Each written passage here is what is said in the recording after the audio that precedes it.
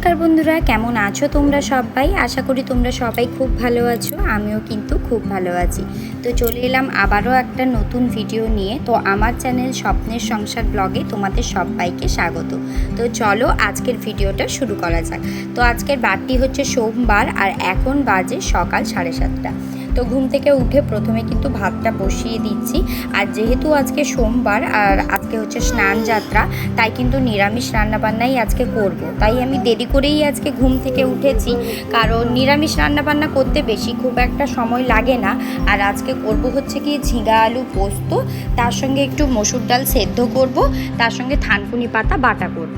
এই হচ্ছে গিয়ে আজকের রেসিপি। তো এটা করতে তো বেশিক্ষণ সময় লাগবে না। তার মধ্যে আমি সবজিপাতি কেটে কুটে ফ্রিজে আগের দিন রাত্রে রেখে দিয়েছিলাম, তার পাতাটাও বেটে রেখেছি। এখন শুধুমাত্র কড়াইতে একটুখানি কালো জিরে তেল ফোড়ন দিয়ে একটু নেড়ে নিলেই হয়ে যাবে। তো প্রথমেই এসে কিন্তু আমি ভাতটা চাপিয়ে দিয়েছিলাম ধুয়ে, তারপরে সোনা পাপার খাওয়ার জলটাও উষুম উষুম গরম করে বোতলে ঢেলে এখন রেখে দিচ্ছি। তারপরে বাকি জলটা কিন্তু আমি গরম করতে দেব। আর আজকে আমার কিন্তু রান্না করতে করতে ভোগান্তির শেষ ছিল না, তার কারণ অর্ধেক রান্না করেই আমার আজকে গ্যাসটা ফুরিয়ে গেছিলো। আর গ্যাস ফুরিয়ে যাওয়ার কারণে আবার ইন্ডাকশানে বসাতে হয়েছিল। আবার ইন্ডাকশানও মানে ভীষণ পরিমাণ গন্ডগোল করছিল, কারণ হচ্ছে গিয়ে ভোল্টেজের আপ ডাউন হচ্ছিল, যার কারণে ইন্ডাকশানটা ঠিকঠাকভাবে চলতে চাইছিল না। আর ভীষণ ভয়ে ভয়ে রান্না করেছি, মানে আজকে রান্না করতে গিয়ে একটা যুদ্ধ হয়ে গেছে বলতে পারো একদম।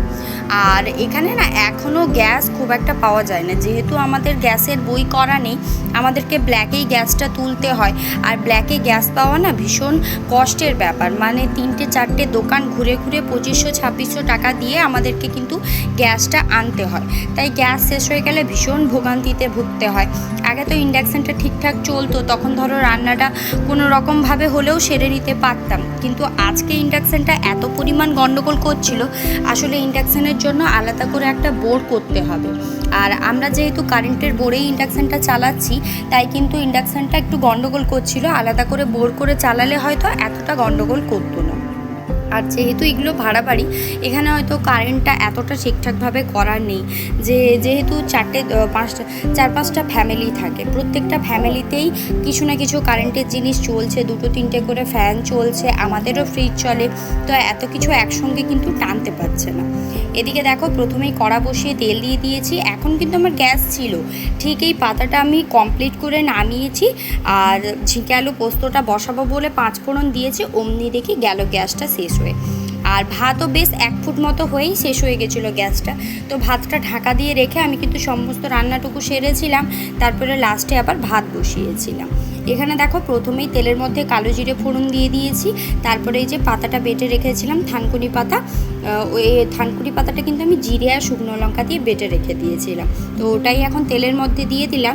এবারে ওটাকে কিন্তু একদম হাই ফ্লেমে 1 থেকে 2 মিনিট একটু নাড়াচাড়া দিয়ে নামিয়ে নিয়ে শুকনো শুকনো করে নামিয়ে নিলেই কিন্তু আমাদের থানকুনি পাতা বাটা রেডি হয়ে যাবে। আর এই পাতা বাটাটা না খেতে কিন্তু ভীষণ সুস্বাদু হয়। যে কোনো রকমের পাতার ভর্তা বলো বা অন্য কিছু বলো, গরম গরম ভাতের সঙ্গে কিন্তু খেতে কিন্তু বেশ ভালোই লাগে। তো লবণটা আমি দিইনি বাটার সময়, তাই কিন্তু এখনই আমি পরিমাণ মতো লবণটা দিয়ে দিচ্ছি, সাথে অল্প একটুখানি একদম 1 চিমটে মতো একটু হলুদ দেবো। তো চলো ঝটপট করে রান্নাটা সেরে নিই।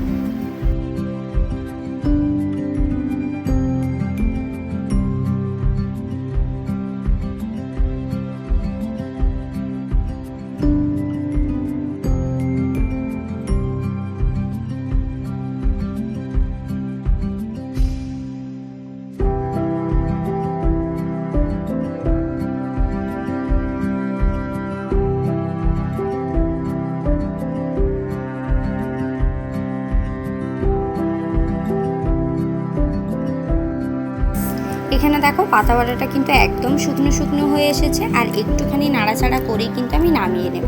আর এই কড়াইটা কিন্তু ফ্লিপকার্ট থেকে আমি নিয়েছিলাম, তোমাদের সঙ্গে তো শেয়ার করেইছিলাম। কড়াইটা কিন্তু ভীষণই সুন্দর, মানে অ্যাফোর্ডেবল প্রাইসের ভিতরে কোয়ালিটি ভীষণ ভালো।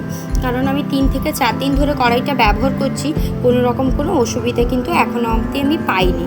আর অনেক কম তেলে অনেক কম আঁচে কিন্তু রান্না হয়ে যায়, আর মাজারও ঝামেলা থাকে না। তুমি যতই কড়াতে তেল ছিট করো না কেন, একটুখানি ঘষা দিলেই পরিষ্কার হয়ে যায় কড়াটা দেখতেও সুন্দর। কিন্তু তোমরা যদি নিতে চাও অবশ্যই নিতে পারো, খুবই ভালো কড়াটা। এদিকে দেখতেই পাচ্ছ আমার কিন্তু পাতা ভাজাটা একেবারে রেডি হয়ে গেছে। এখন একটা প্লেটে এটাকে তুলে নেব, তারপরে কিন্তু কড়াটা ধুয়ে তেল দিয়ে 5 ফোড়ন দিয়ে ঝিঙে আলু পোস্তটা বসাবো। তো চলো ঝটপট করে পাতা বাটাটা আমি আগে তুলে রেখে দিই।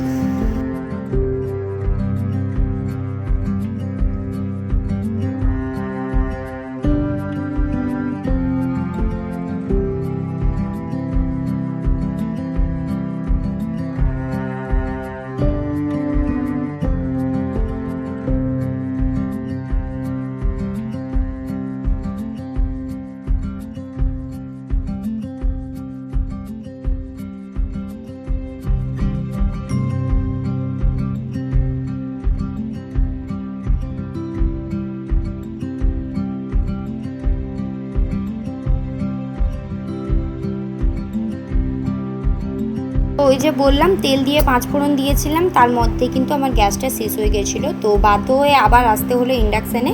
আর বললাম যে ইন্ডাকশানের কিন্তু আলাদা করে কোনো রকম বোর্ড আমার করা নেই, তো এইখানে একটা অর্ডিনারি আমি বসিয়ে রাখতাম, তো এখানেই প্রথমে বসিয়েছিলাম।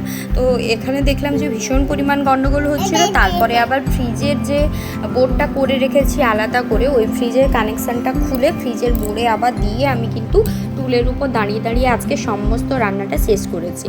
মানে ভীষণ কষ্ট করে আজকে বলতে পারো রান্নাটুকুনি আমি সেরেছি। এখানে দেখতেই পাচ্ছ প্রথমেই কিন্তু আমি 5 ফোড়নার তেলটা দিয়েছিলাম, আর নিচে একটা কার্ডবোর্ড দিয়ে রেখেছিলাম যাতে করে কোনো অসুবিধা না হয়, কিন্তু দেখছি যে একদম গরম তাপটা কাটছে না, তাই ওটাকে তুলে দিয়ে আবার ঢাকা দিয়ে বসিয়ে, ওটা তো হতে একটু টাইম লাগবে, তাই ভাবলাম যে ঘরের কাজগুলো আগে শেষ করে নিই। তো চলে এসেছি এখন কিন্তু ঘরটা ঝাড় দিতে। এদিকে কিন্তু ঘরটা ঝাড় দেওয়াও আমার হয়ে যাবে, আর ওদিকে যে রান্নাটা বসিয়ে দিয়েছি রান্নাটাও কিন্তু হয়ে যাবে। তো দুটো কাজই একসঙ্গে হয়ে যাবে। গ্যাস হলে তো 3টে ওভেনে 3টে চাপিয়ে দিতাম, ঝটপট করে হয়ে যেত। আসলে যেদিন যেটা ভাবা হয় সেদিন কিন্তু ঠিক তার উল্টোটাই হয়। তো আমার সঙ্গে তো এটাই হয়, কার সঙ্গে কী হয় কি আমাকে একটু কমেন্ট করে জানিও।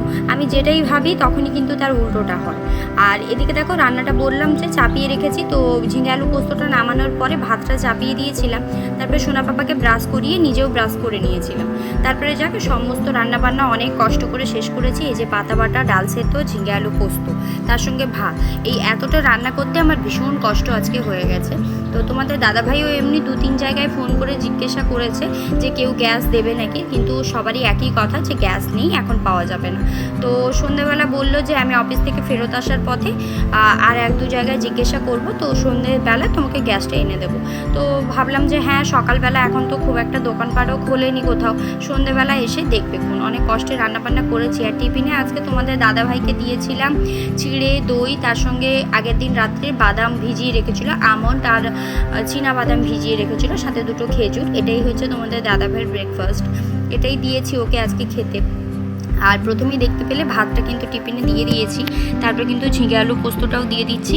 আর এই বাটিটার মধ্যেই কিন্তু আমি পাতা বাটাটাও দিয়ে দেবো, কারণ আর এক্সট্রা কিন্তু আলাদা কোনো টিফিন আমার কাছে ছিল না। একটা ছোটো মতো ছিল, কিন্তু সেটাকে এখন খুঁজে পাচ্ছি না, তাই এটার মধ্যেই সব কিছু ম্যানেজ করে দিয়ে দিলাম। এটা এখন ঢাকনি লাগিয়ে দেবো, তারপর সেদ্ধ ডালটা দিয়ে সমস্তটা প্যাকিং করে দেওয়ার পরে কিন্তু আমি হচ্ছে গিয়ে সোনা পাপাকে খাইয়ে দিয়েছি।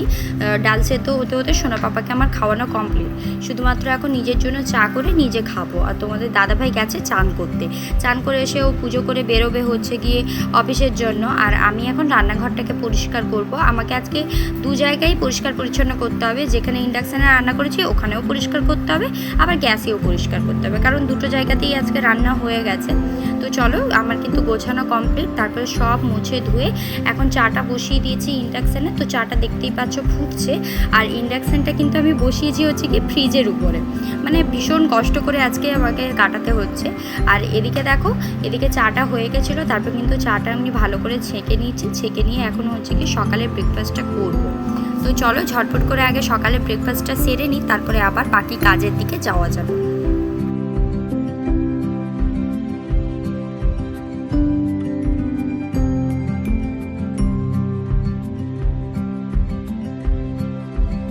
তো তো সকাল থেকে এত পরিমাণ পরিশ্রম হয়ে গেছিলো, ভীষণ ক্লান্ত হয়ে গেছিলাম। চাটা খাওয়ার পরে বেশ অনেকটা টাইম ঘুমিয়েই পড়েছিলাম।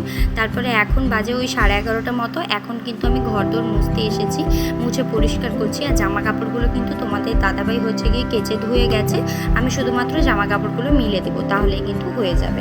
তো ও ভাবলো যে এত কষ্ট করে আজকে রান্না করেছে, ও বললো যে আমার একটু দেরি হোক, কিন্তু আমি একটু তোমাকে হেল্প করে দিয়ে তারপরে যাব। তো ও কিন্তু যতটা পারে আমাকে হেল্প করে দিয়ে গেছে, মানে জামা কাপড়গুলো কেচে ধুয়ে গেছে। জামা কাপড়গুলো ভীষণ মানে অনেকটাই জামা কাপড় বেরিয়েছিল, ও যদি কেচে ধুয়ে না যেত আজ কিন্তু আমার ভীষণ পরিশ্রম হয়ে যেত বলতে পারো।